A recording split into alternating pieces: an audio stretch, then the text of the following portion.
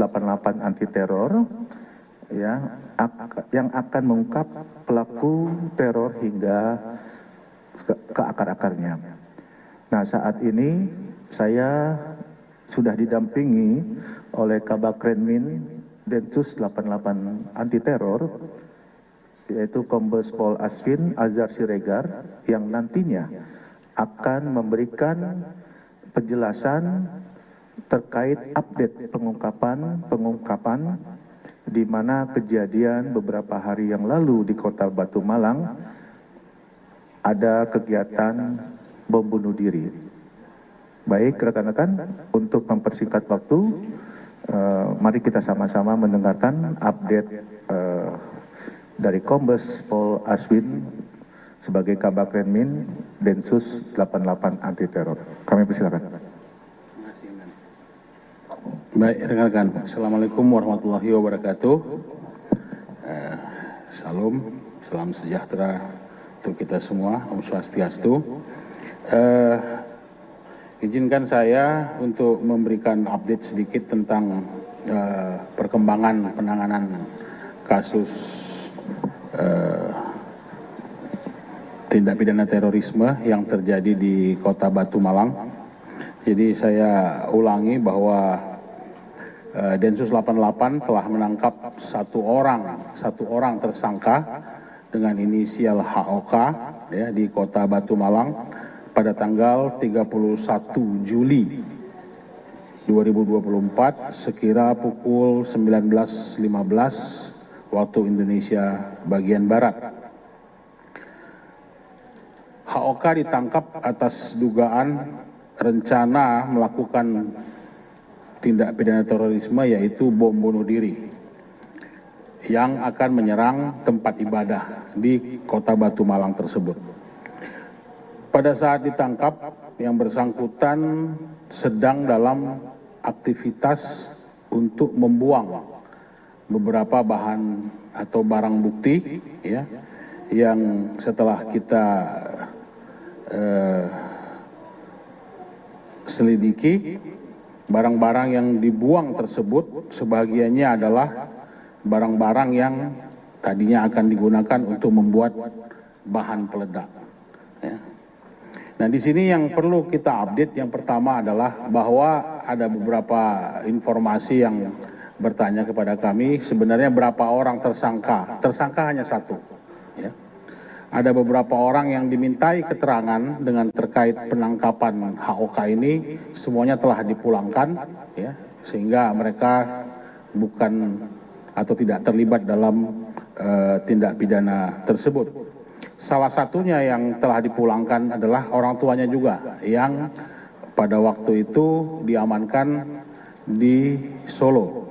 Ya, pada saat yang bersangkutan dalam perjalanan di dalam kereta dari Malang menuju ke Jakarta, karena orang tuanya ini bekerja di Jakarta. Nah, kemudian bahwa orang tua dari HOK yang diamankan tersebut tidak membawa bom, tidak membawa bahan-bahan. Ya, jadi tidak ada atau tidak benar adanya jika bahwa ada bahan peledak atau bom yang dibawa di dalam perjalanan di dalam kereta tersebut. Hal ini perlu kita tegaskan karena Densus 88 akan memonitor semaksimal mungkin supaya tindak pidana atau perbuatan seperti ini jangan sampai mengganggu hajat hidup orang banyak. Nah, yang terakhir ya dari kami adalah bahwa kami menyadari banyak sekali pertanyaan yang bertanya apakah anak umur 19 tahun seperti HOK ini benar merupakan pelaku murni atau pelaku inisiatifnya sendiri. Ya. Jadi kita mencoba melakukan profiling terhadap tersangka HOK. Tersangka HOK ini memang sejak beberapa tahun terakhir tidak lagi mengikuti pendidikan formal. Ya. Dia memang pernah bersekolah di SD, IT gitu ya. Kemudian setelah itu lebih banyak mengikuti pendidikan informal sampai dengan jenjang SMA. Kemudian Yang bersangkutan sekira bulan November tahun 2023 itu pertama sekali berinteraksi dalam sebuah grup sosial media yang membawa yang bersangkutan termotivasi untuk mendalami lebih lanjut tentang daulah Islamiyah, itu pertamanya. Ya, jadi prosesnya sangat cepat ya. Itu pengaruh dari sosial media tersebut. Yang bersangkutan bergabung dengan salah satu grup, kemudian di grup tersebut terjadi interaksi antara tersangka dengan seseorang, ya, kemudian yang bersangkutan ditawarkan untuk ikut lagi ke grup sosial media yang lebih spesifik, gitu, yang lebih spesifik. Ya, bahkan itu berbayar. Yang bersangkutan membayar dengan uang jajannya, kayak seperti aplikasi sosial media. Kalau mau jadi membernya berbayar, yang bersangkutan membayar, kemudian masuk ke dalam member itu. Ternyata di dalam grup tersebut, ya,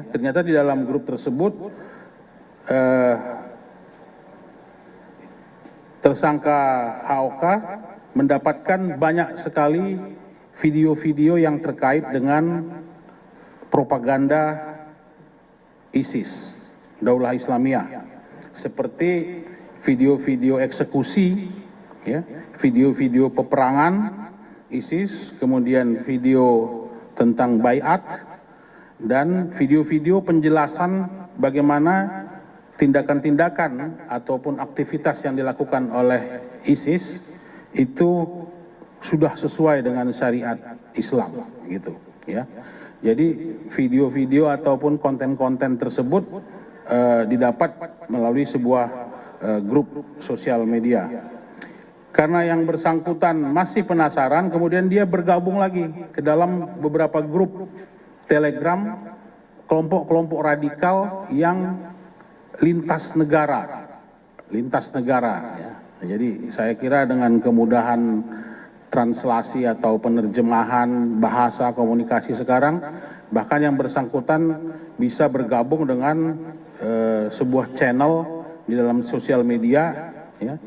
Dua channel di dalam sosial media yang berisi tentang penjelasan bahwa pemerintah yang tidak menerapkan hukum Islam itu harus diperangi, syirik demokrasi, kemudian video dan teks baiat kepada Amir ISIS, tentang video-video latihan perang Daulah Islamiyah, kemudian tutorial cara menggunakan bahan-bahan pembuatan bahan peledak, seri-seri tauhid dalam versinya Daulah Islamiyah, kemudian beberapa musik atau lagu-lagu, gitu ya, yang berisi propaganda.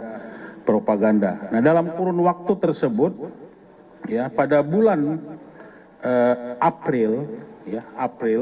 Mei, yang bersangkutan tersangka mulai melakukan pembelian bahan-bahan, ya, pembelian bahan-bahan untuk menyiapkan pembuatan bahan peledak sesuai dengan tutorial yang dia lakukan. Bahkan yang bersangkutan pernah mencoba di dalam rumahnya, ya, di dalam rumahnya memicu atau membakar, kemudian terjadi ledakan. Ini ditanya oleh keluarganya, apa itu? Dia bilang bahwa dia sedang main petasan di dalam kamar waktu itu, seperti itu, ya. Sehingga dari sini mari kita sama-sama lihat bahwa sebuah proses, ya, terjadi terhadap seorang remaja dari mulai mendapatkan informasi yang salah tersebut sampai dengan terpapar, sampai dengan termotivasi untuk melakukan bom bunuh diri, semuanya hanya dalam kurun waktu kurang lebih 6-7 bulan saja, gitu, ya. 6-7 bulan saja. Nah, ini memang kita sedang dalami, ya, bagaimana proses rekrutmen yang bersangkutan dilakukan di dalam grup-grup tersebut sampai dengan muncul keinginan yang bersangkutan untuk melakukan penyerangan terhadap tempat ibadah, ya, agama lain yang dianggap kafir di dalam ajaran atau di dalam paham yang dia pelajari tersebut. Yang bersangkutan mencoba juga untuk membuat beberapa varian bom ya, membuat bom rompi, bom ikat pinggang, bom rangsel, bom panci dan sebagainya. Namun masih belum bisa ya, dari keterangan atau pengakuan yang bersangkutan dia sudah mencoba beberapa itu sampai dengan kemarin kita tangkap dia belum bisa. Nah, adapun alasan dia kenapa waktu itu akan membuang atau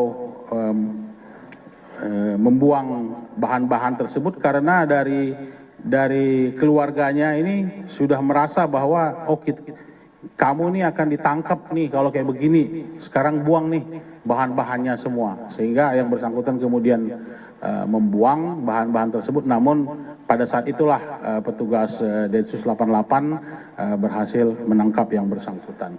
Nah, profiling ini kami anggap penting ya, dari pimpinan Densus 88 menginginkan hal ini disampaikan kepada masyarakat semua bahwa keterlibatan yang bersangkutan di dalam tindak pidana terorisme ini dipicu oleh interaksi dari sosial media, kemudian pengawasan juga yang kurang dari pihak keluarga terhadap yang bersangkutan, sehingga memicu atau memberikan peluang yang besar kepada yang bersangkutan untuk terlibat dalam sebuah tindak pidana terorisme. Nah, dari kami itu dulu, mungkin Komandan nanti kita bisa jawab pertanyaan rekan-rekan, jika ada kami kembalikan kepada Pak Kabak Penum. Ya, baik rekan-rekan, itu tadi hasil dari perkembangan penyelidikan yang dilakukan oleh teman-teman kita dari Densus 88 Anti Teror Mabes Polri. Mungkin di sini ada yang mau ditanyakan, silakan. 1, 2, ini dulu ya. Silakan. Pak Aswin Jihan dari Tempo, Pak. Iya. Tadi kan disebutkan kalau sudah tidak mengikuti pendidikan formal ya, itu ya. tepatnya itu di SMA dia drop out kah atau kapan? Lalu untuk tadi yang sedang membuang barang tadi itu kan ada kayak peringatan dari keluarga. Berarti apakah saat itu keluarga mengetahui bahwa anaknya mengikuti Daulah Islamiyah ini, atau kapan tepatnya keluarga itu mengetahui anak itu mengikuti organisasi tersebut? Terus Udah? satu lagi Pak.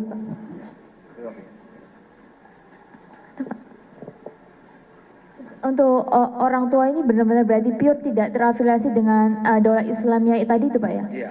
Betul. Itu aja Pak. Baik, terima kasih. Riwayat pendidikan yang bersangkutan ya, bahwa yang bersangkutan terakhir lah kita bilang ya, mengikuti pendidikan formal itu hanya sampai SD kalau yang kita catat ya. Jadi selebihnya yang bersangkutan mengikuti pendidikan-pendidikan dalam bentuk saya susah mengkategorikan formal tidak formal, karena kan yang bersangkutan juga lulus juga ya, lulus SD, lulus SMP, kemudian tapi dia tidak mengikuti di sekolah yang SMP atau SD seperti yang dimaksud, karena ini ada beberapa tempat dia. Nanti saya bisa jelaskan ke Mbak aja. Kemudian terakhir yang bersangkutan pada saat kelas SMA kelas 1 itu keluar dari sebuah pondok pesantren ya, itu setara dengan kelas 1 SMA waktu itu yang bersangkutan, karena menurutnya dia sering dibully ya, sering dibully dan sering diejek oleh teman-temannya, dan yang bersangkutan juga sering mendapat teguran karena melakukan berbagai pelanggaran. Itu terakhir pendidikan formalnya dia setingkat kelas 1 SMA, tapi bukan di SMA tapi di pondok pesantren. Kemudian yang kedua, bahwa pada bulan Mei itu sebenarnya orang tuanya sudah mengetahui pertama, Mei 2024 kemarin itu, ketika yang bersangkutan melakukan belanja, beli-beli gitu ya, membeli barang-barang bahan. Waktu itu yang ditanyakan oleh orang tuanya pada saat itu adalah pembelian 20 liter cairan gitu ya, 20 liter cairan yang kemudian dari situ orang tuanya tuh merasa anak ini sudah tidak pada jalurnya, sehingga kita juga menanyakan juga orang tuanya telah dikembalikan dengan kesimpulan dari kita saat ini bahwa orang tuanya tidak terlibat dalam suatu organisasi atau jaringan terorisme ya. Nah dari situ sampai tadi yang saya sampaikan bahwa yang bersangkutan pernah mencoba membuat ledakan itu yang diakuinya sebagai bermain petasan waktu itu di dalam kamar. Nah, ketika dia berada di dalam kamar nih memang kamarnya selalu ditutup. Kalau informasi dari keluarganya, orang keluarga tidak boleh ada yang masuk ke dalam kamar atau ke ruang tempat dia menyimpan barang-barang tersebut, sehingga memang disimpan rapi dan tertutup oleh yang bersangkutan.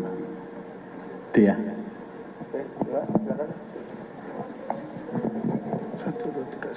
Izin Pak, saya Bahtiar dari merdeka.com. Ingin bertanya Pak, yang pertama terkait dengan grup media sosial yang menjadi tempat terpaparnya HOK ini. Di dalam grup itu apakah hanya ada dia atau memang banyak anggota-anggota lain lah Pak yang seperti HOK? Itu yang pertama. Yang kedua, apakah pernah dari HOK ini mengaku bertemu langsung oleh salah satu member atau ibaratnya ketemu ngumpul lah di dalam suatu tempat oleh grup-grup itu, anggota grup-grup itu. Dan yang ketiga Pak, ini kan dia ini kan afiliasinya Daulah Islamiyah ya Pak ya. Kan yang biasa kalau kita tahu kan adanya JAD ya Pak ya. Ini kan Daulah Islamiyah masih baru nih. Nah itu gimana Pak? Bisa dijelaskan lebih lanjut Pak? Terima kasih. Baik. Pertama untuk channel-channel atau grup-grup sosial media yang dimasuki tadi itu seperti saya bilang seperti berjenjang ya. Jadi dia masuk ke grup yang biasa saja sebenarnya. Tetapi dari situ dia di-approach, di-profile oleh orang di dalam member grup itu juga. Sehingga dia ditarik atau ditawarkan untuk bergabung ke grup yang lebih serius, bilanglah begitu. Nah di situ sebenarnya bukan yang bersangkutan saja, tapi juga lintas negara, karena grup itu sendiri adminnya eksis bukan di Indonesia, ya ada 2 grup yang dia ikutin itu grupnya bukan di tempat kita, ya, bukan di Indonesia. Tapi mungkin tadi seperti saya bilang dengan kecanggihan aplikasi sekarang yang tidak ada lagi persoalan bahasa, itu langsung bisa saja komunikasi antara mereka dengan menggunakan satu platform sosial media gitu. Ya, tentu banyak orangnya, tapi kita akan coba telusuri ya.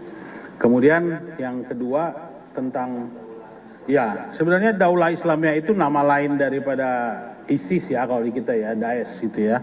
Cuman kita menyebutnya Daulah Islamiyah itu sebagai bahasa kita singkatan dari Islamic State gitu ya. Daulah Islamiyah kan Islamic State gitu ya. Dengan organisasi yang JAD atau Ansor Daulah AD juga, ini sebenarnya sesuatu yang sama-sama mendukung. Tetapi kalau dalam konteks HOK ini, dia bukan member atau bukan bagian dari kelompok itu. Dia sendiri dia.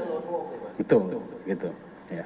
Nanti kalau kita mungkin susah kalau menyebut istilah lone wolf gitu ya, karena memang yang bersangkutan ini kita masih selidiki kalau masalah itu ya. Nah, yang jelas tidak pernah dia secara fisik bertemu di darat dengan kelompok-kelompok itu, nggak pernah. Semua melalui sosial media tadi.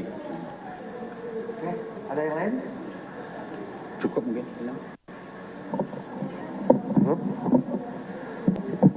Baik, rekan-rekan, kalau memang tidak ada lagi, kami ya dari kepolisian, dari Polri menghimbau khususnya kepada orang tua untuk lebih bijak lagi dalam hal mengawasi kegiatan anak-anaknya di media sosial. Ini sangat penting ya, karena sudah banyak contoh kegiatan-kegiatan yang tanpa terawasi terhadap anak-anak di media sosial akan menjadikan permasalahan-permasalahan yang nanti mengarah kepada kriminalitas seperti sekarang ini.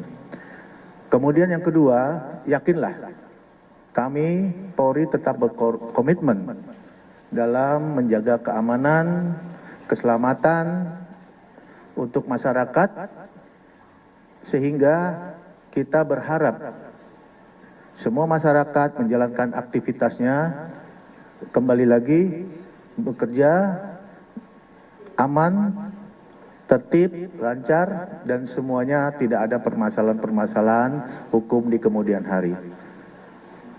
Terima kasih atas perhatiannya dari rekan-rekan sekalian.